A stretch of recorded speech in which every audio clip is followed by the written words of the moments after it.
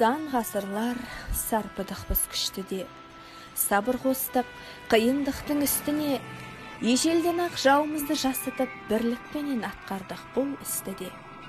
Тарихың терең, жеңістерменен астасқан, қанатын қырқып, жауларыңа науқастасқан, айбарыңменен, нарларыңменен жеңдің ғой, тек төрге сүйреп, қазанаттарды баспастан.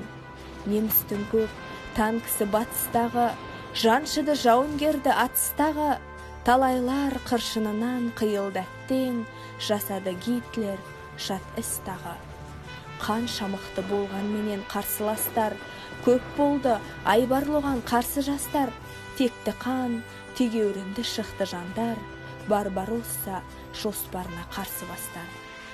Туын жығып немістің, рақымжандай қазағым, батырларым қуантты ғой елімнің тікті тау тасын, ерлікпенен, елдікпенен жағылған, жеңістің оты сөнбесін мәңгі лауласын. Жеңу үшін жаралған халқым менің, әкелдің тәуелсіздік жарқын лебін, жеңісіңе 75 жыл толса дағы 750 ғасырдай даңқың сенің.